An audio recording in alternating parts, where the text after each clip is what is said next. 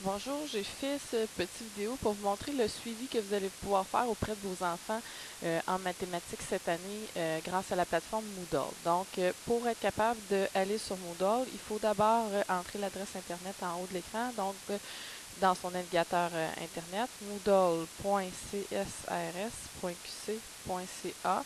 C'est important de ne pas mettre de www en avant, sinon ça ne fonctionne pas. Par la suite, vous allez rentrer votre numéro de fiche, puis vous allez rentrer le mot de passe qui est les deux derniers chiffres de l'année, suivi des deux derniers chiffres du mois et du jour de naissance. Une fois que vous allez rentrer dans la plateforme, c'est important de cliquer sur Ma classe, le télécharger. Puis vous allez arriver dans cette page-là qui est en fait la page du cours dont votre jeune est inscrit, puisqu'il est dans mon cours. Donc, il a été inscrit au cours Moodle, mon cours à moi.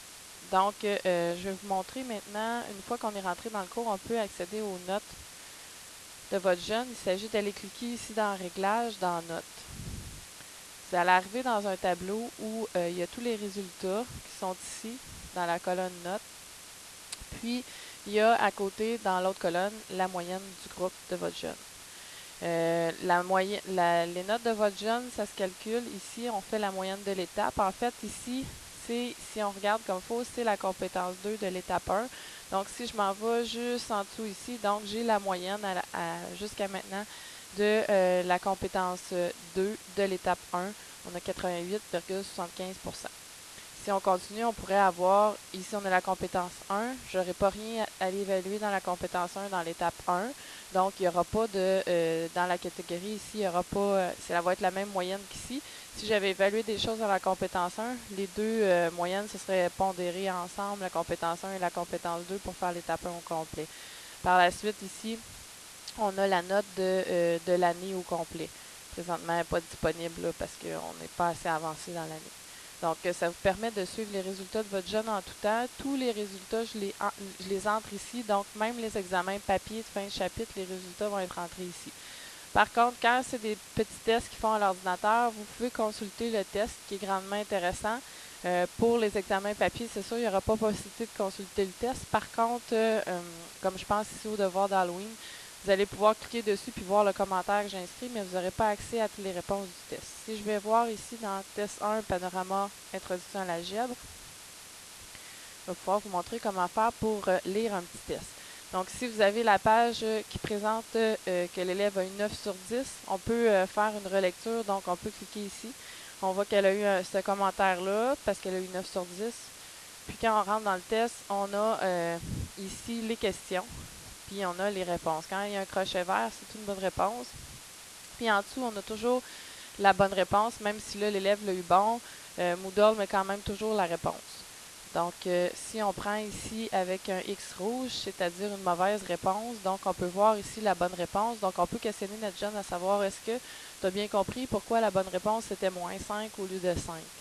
Le but de faire ça, quand l'élève fait le test en classe, je lui demande de faire les démarches dans son cahier Canada, puis d'entrer aussi les réponses dans Moodle. Puis quand il envoie son test, il peut voir tout de suite ses erreurs, puis tout de suite comprendre au lieu de construire sur des savoirs erronés. Donc, ça permet de tout de suite défaire ce qui n'a pas été construit comme il faut au niveau des connaissances, puis empêcher de refaire toujours la même erreur. Donc, c'est important, vous pouvez en parler avec vos jeunes si besoin il y a de refaire les tests avec eux pour les encourager vers la réussite. Autre chose qu'on peut faire dans Moodle. Donc, ici en haut, il y a toujours le fil d'Ariane que vous pouvez cliquer pour revenir à la page de départ. Donc, dans la page de départ, ici, vous pouvez revenir dans le cours classe NC. Puis, classe NC pour Nathalie Charret, pour mon nom. Puis ici, vous avez accès à l'agenda. Si vous regardez ici dans l'agenda, j'ai mis un événement. J'ai mis l'événement le 27 septembre. Il y a un examen d'algèbre dans le groupe 245. Donc, on peut cliquer dessus si on veut avoir plus de détails. Puis là, il nous amène ici, examen important sur toutes les notions d'algèbre. Donc, on sait sur quoi porte l'examen. Les gros examens, je vais toujours les inscrire dans le calendrier ici Moodle, mais je les fais aussi inscrire dans l'agenda papier. Dans Moodle, ce qui est aussi de très intéressant, il y a aussi dans Utile en tout temps,